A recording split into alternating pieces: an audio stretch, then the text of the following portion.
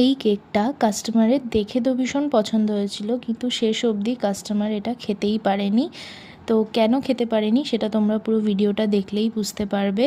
তো hello everyone, আবার আমার একটা নতুন ভিডিওতে তোমাদের সকলকে স্বাগত। প্রথমেই বলে দিই, এটা একটা কিন্তু 2 পাউন্ডের 5 টিয়ার কেক আমি বানিয়েছিলাম। এরকম কেক আমি আগে কোনো দিন বানাইনি, যেহেতু কাস্টমার আমাকে বানাতে বলেছিল আর আমারও অনেক দিন থেকে বানানোর ইচ্ছা ছিল, তাই আমি এই কেকটা রিস্ক নিয়েই মোটামুটি বানিয়েছিলাম। কাস্টমার আমাকে বলেই দিয়েছিল যে এই কেকটা তাদের 5 জন বন্ধুর জন্মদিন একসাথে সেলিব্রেট করার জন্য অর্ডার করা হচ্ছে।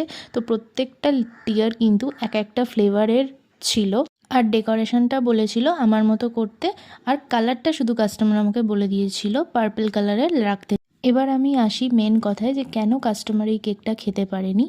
আমি এইখানে যে কালারটা ইউজ করেছি পার্পলটা, এই সেম ব্র্যান্ডের কালার কিন্তু আমি আগে থেকেই ইউজ করি। তো আমি যথারীতি কালারটা ইউজ করেছি। এবার কোনো দিন আমার কাছে এরকম কমপ্লেন আসেনি যে কালারটা তেতো এসছে। তো যথারীতি আমি কালারটা ইউজ করি নির্দ্বিধায়।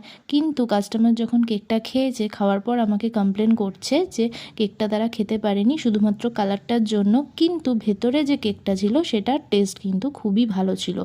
প্রথম দুটো টিয়ার তারা খেতে পেরেছে, কারণ ওখানে লাইট কালার দেওয়া ছিল, কিন্তু নিচের 3টে টিয়ার তারা খেতেই পারেনি, তাদের ফেলে দিতে হয়েছে। তবে আমার মতে বলে কি, যে তারা যদি এটা না ফেলে বাইরের ক্রিমটা পুরো সরিয়ে যদি কোনো গরিব বাচ্চাদের দিয়ে দিত, তাহলে অ্যাটলিস্ট তারা খেতে পারতো, কেকটা নষ্ট হতো না। কারণ ভেতরের কেক নিয়ে কিন্তু কোনো কমপ্লেন আসেনি, ভেতরের কেক একদমই ঠিক ছিল।